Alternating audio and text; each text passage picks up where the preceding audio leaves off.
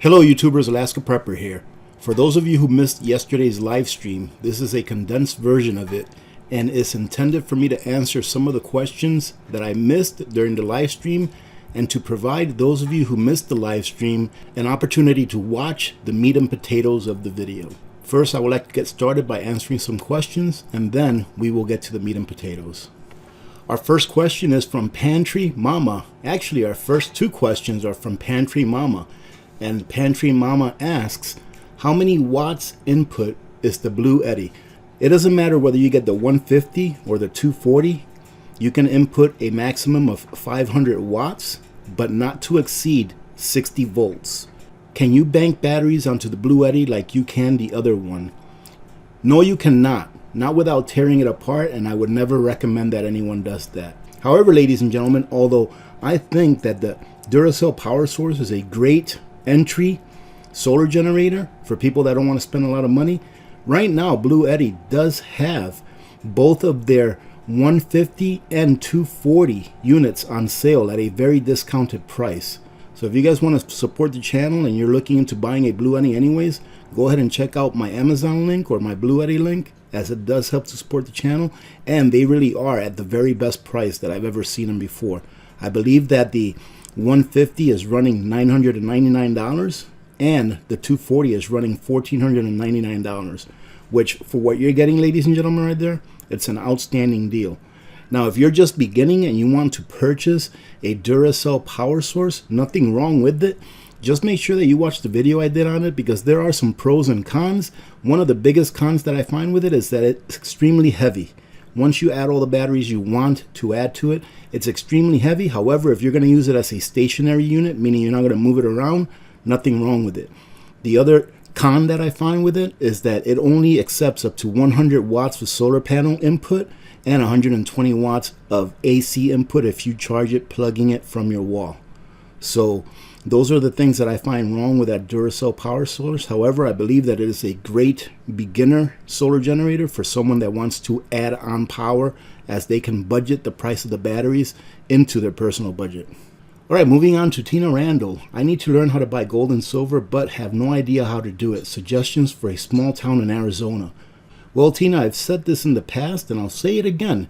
I do believe that if you want to purchase precious metals, that the best way to do it is to go to a local coin shop in your area and then start to build a relationship based on trust with the owner operators of that coin shop. That way you always know that you're getting a good, real product and you have a place to sell it back to in a hurry if you ever need to. However, if there are no coin shops near your area that you can go and purchase precious metals from, you can go to several sites. I am affiliated with SD Bullion, and you'll find the link to them under the description of my video. However, there are other sites on the internet that you can go to that are also good sites. Steve Smith, how many watts in solar panels can you hook up to the Blue Eddy? Well, I think I already answered that one with Pantry Mama's question. But in short, you can hook up to 500 watts in solar panels or even more, because solar panels are not 100% efficient, but the Blue Eddy will take up to 500 watts of input. Verks Well asks, what type of security calibers do you use or recommend? If I only had one boomstick to buy and I could only buy one, I would buy a shot boomstick. All right, because the ammo for those boomsticks are pretty easily available even now, and you can get different kinds for different things. For example, you can get a kind of a shell for home defense, you can get a shell for hunting small game, for medium game, and even for large game. Susan Brungard asks, can you mail packages to P.O. boxes? Yes, you can, as far as I know, Susan. However, if you are asking this question because you would like to mail me something, I'm just assuming, please make sure that before you spend any money, especially in the shipping that it costs to mail things to Alaska, that you have all of your preps, ladies and gentlemen. I always say, take care of your house before you take care of someone else's house. I do appreciate it when people send me things. However, I do know that it can get pretty costly to ship things to Alaska. Charlie asks, is having a YouTube channel considered a business by the IRS?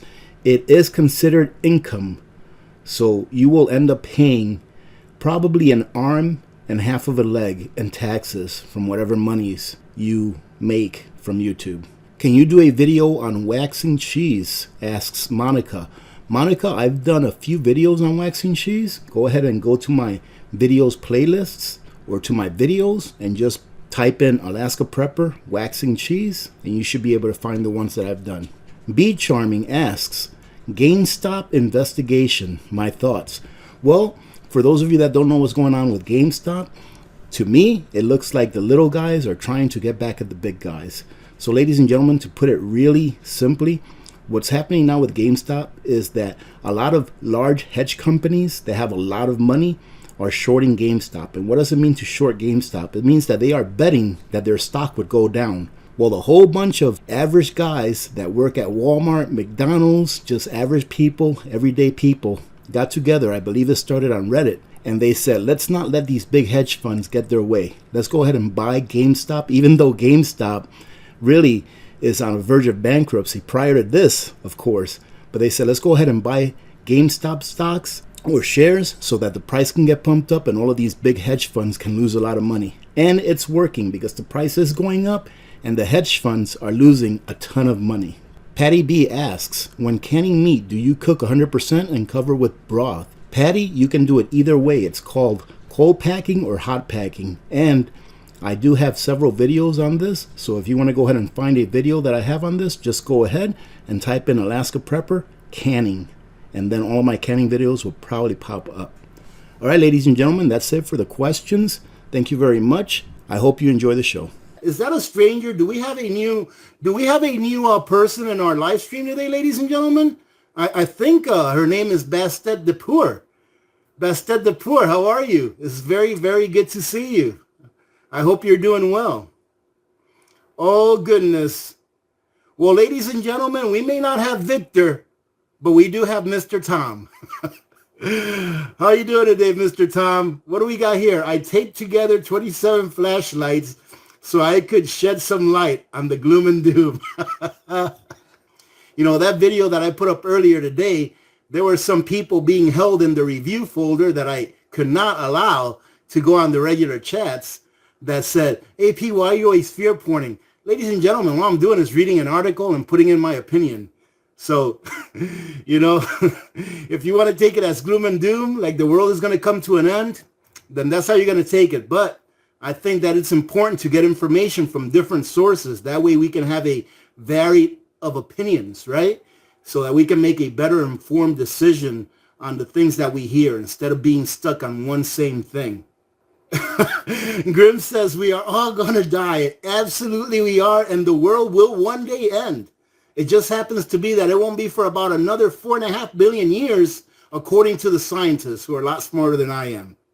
Ladies and gentlemen, what I think I'll start doing is before every live stream, maybe a day or so, I'll go ahead and put up a post on the community page so that you can leave any questions that you may have that you would like answered during the live stream.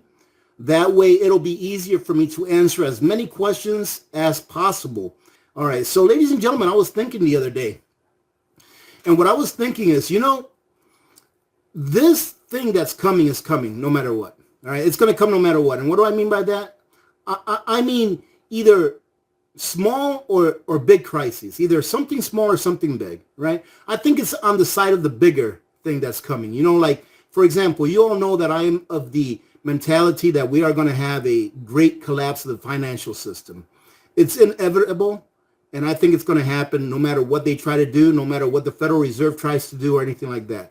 However, there's a lot of things that are coming together at once that I believe will make this financial collapse a lot worse than the past. Right? We have this health crisis going on. We have all of the lockdowns going on. We have the weather that's acting kind of crazy going on. So I was thinking, what is a good way to prepare for what's coming? And I think it would be a good idea, and please chime in with your opinions and or recommendations and or suggestions.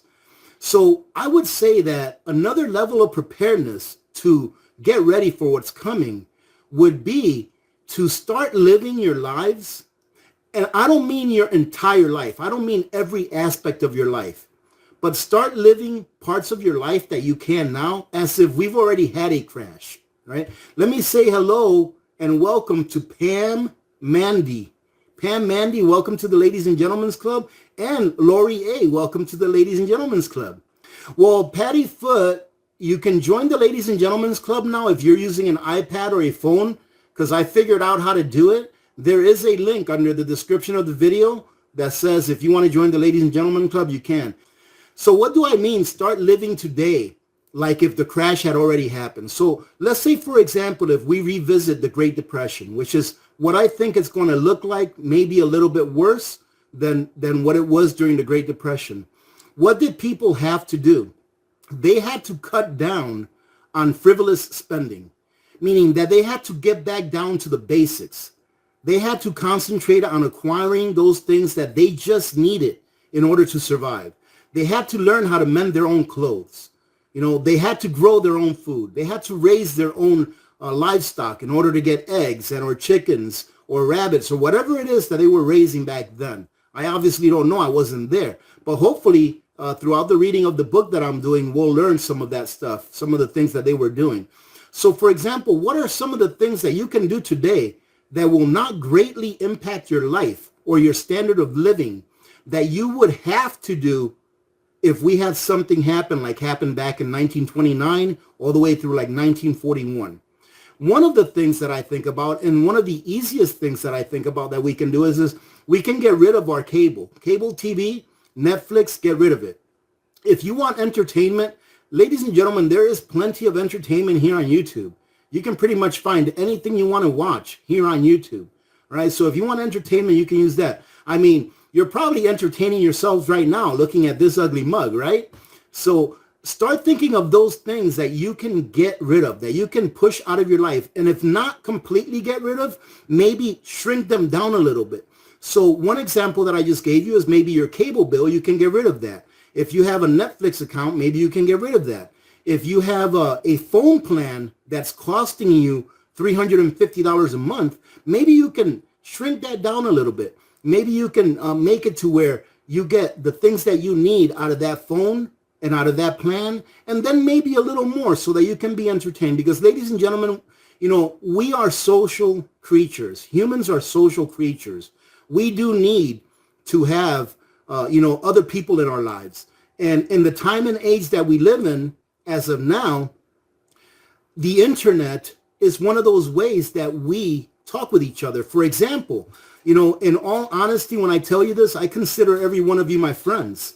And although we may never, shake hands in the physical form and or have a meal together in the physical form, I still consider you my friends. And it's one of the things that I enjoy doing is coming on here a couple of days a week to share some time with you and just to chit chat with you, because I do consider you friends. And it's very important to me that I do that because I need that connection.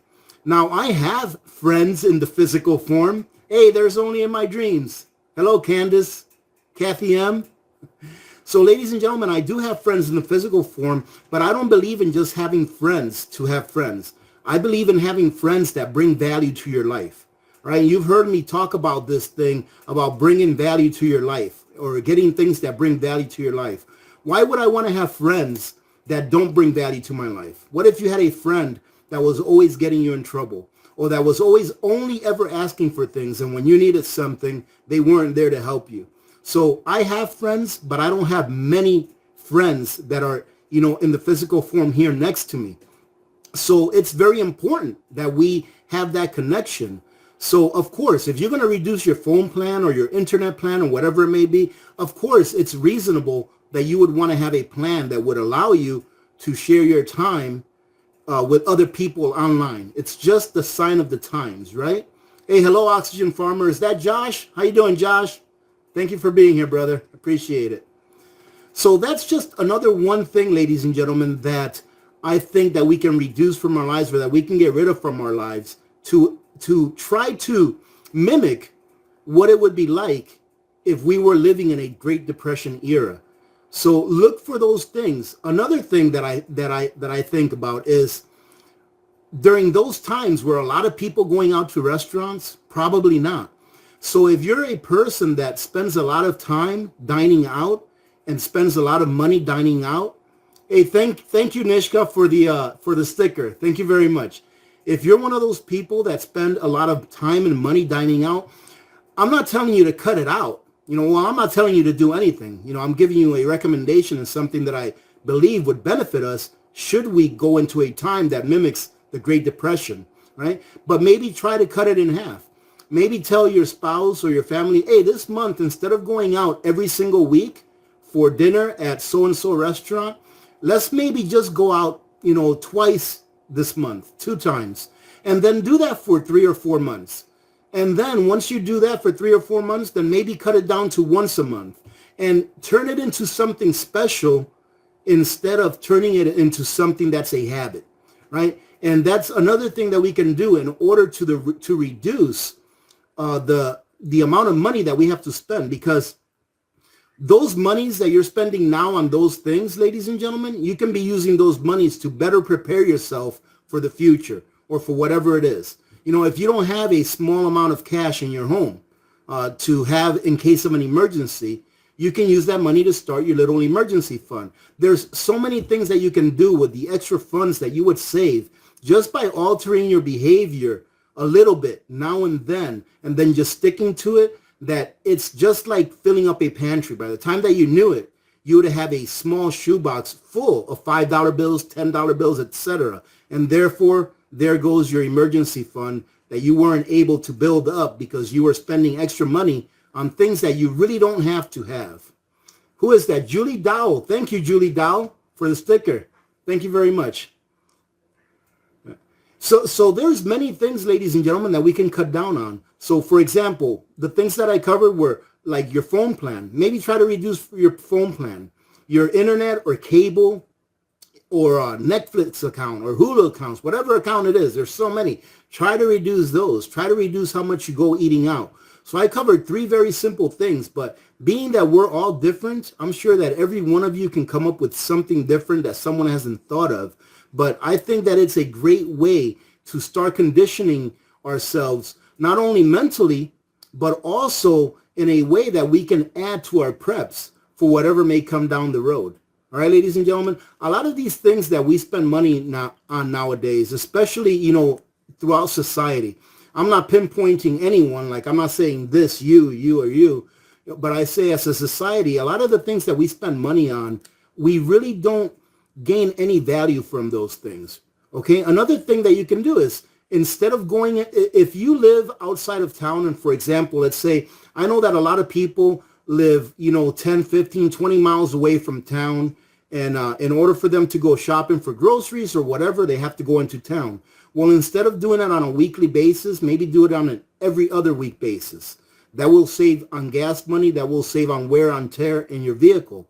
And all of these little things, ladies and gentlemen, when you put them together, they really add up. I think that the main thing that really helps anyone save money is when they stop eating out. So if you stop eating out, half of the time that you normally eat out, just imagine how much money you'll save. I just went out and ate out the other day. We went to, I think it was the Mexican restaurant. We have a small Mexican restaurant here that is, it's probably about a 7.5 out of 10. But the people there are great, outstanding people that work there.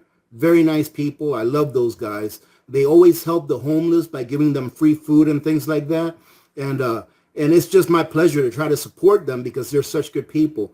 But we went out there to eat, and for 4 of us to get 4 platters and 4 drinks, you're looking at $60, $65 for one meal. And like I said, the main reason I do it is because I like to support them. They're a small business and very good people work there. But imagine if I did that every week. Imagine if we did that every week. That's a lot of money that could go into preps. And I'm sure that I'm not the only one that has done that. There's other people out there that have done that. So if you just take a look at the expenses that you have now that you can cut back on just a little bit, imagine how much more money you would have or how much more currency you would have to prepare for whatever it is that you're preparing for. In my opinion, we're going to have a trifecta of things that we need to be prepared for. Let's see. I have a little time here. And who is this? Lady Viola. Thank you, Lady Viola, for the super chat. That is awesome. Thank you very much. I really appreciate it. We had a question from the preparedness guy. And the preparedness guy asks, what do you feel is your greatest asset when it comes to being prepared? My greatest asset that I feel when it comes to being prepared is that, you're expecting me to say my mind, right? Which partly so. I think that your greatest asset in any, preparation scenario is to have a clear head and to be able to think calmly without emotions, right? It might sound a little bit cold. Are you telling me that if you come across someone who had a car accident and they're dying on the side of the road, that you would not be emotional? I wouldn't. I would just walk over there calmly, see what I can do, and then try to help the best way that I can. So I think that my best asset as far as preparedness goes is that, some people are over emotional by nature and they can't handle that. However, I tend to be the kind of person that even if I myself am pretty hurt, if I get a big cut or something on my hand or something like that, I tend to be pretty relaxed and I try to think the situation through and what I can do to better it. So I think that having a level head and having the type of mentality that does not allow you to become over emotional is a great prep item or a great prep skill to have. Now, if you were talking about like, what do you think is my biggest asset as far as in a material type of asset, I would say that there's not one thing that you can have that would fix everything, during a crisis. So, if you're going to be prepared, like, for example, I could say, well, my greatest asset is my food stock. But what if I don't have a way to defend my food stock? It's pretty much not an asset. It'll only be an asset until the point that someone comes and takes it away that does have a way to defend themselves. What will happen to the money in the stock market, 401ks?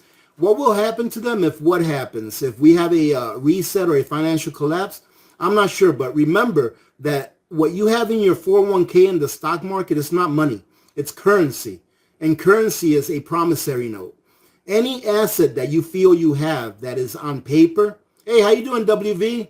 Any asset that you feel you have that is on paper, until that asset is realized and you turn that asset into an actual physical, tangible item, it's not money. All right, so any paper that exists out there is nothing but a promissory note. What will happen to it? Well, I don't know what will happen to it, but I have my opinion. My opinion is that a lot of the value in those assets will go away. A lot of the value in them will go away. And what you thought you had will not be what you end up having when it all falls apart. Let me see. Mr. Tom says that my coffee comes from Wright's Mill, Red Diamond or Folgers. Only had Starbucks twice. I never go to Starbucks. I stopped going to them years ago. Hey, my mods, I think everyone here is already subscribed to Mr. Tom. We all know he's a superstar. But just in case you're not sub to Mr. Tom's channel, Deep South Bama with Mr. Tom, if my moderators could please put up his link. Go check out Mr. Tom. He's a good old guy that will probably tick you off, but he'll grow on you. Oh, man. Mr. Tom, you didn't think I could troll you too, huh? So I want to say thank you once again for joining in, ladies and gentlemen. I appreciate you spending a little bit of your time with me today on a hump day. So hopefully we'll see you all again on Sunday. And I want to wish you guys a great rest of your week. All right, be safe. Remember to be good to each other. When good people do good things happen. Remember to reach one, teach one, and repeat. If we all did this, the world would be a better place, and you know that it will be a better place. Many blessings to every one of you and your families. I'm the Alaska Prepper, and I'm out. God bless you guys. Have a great night.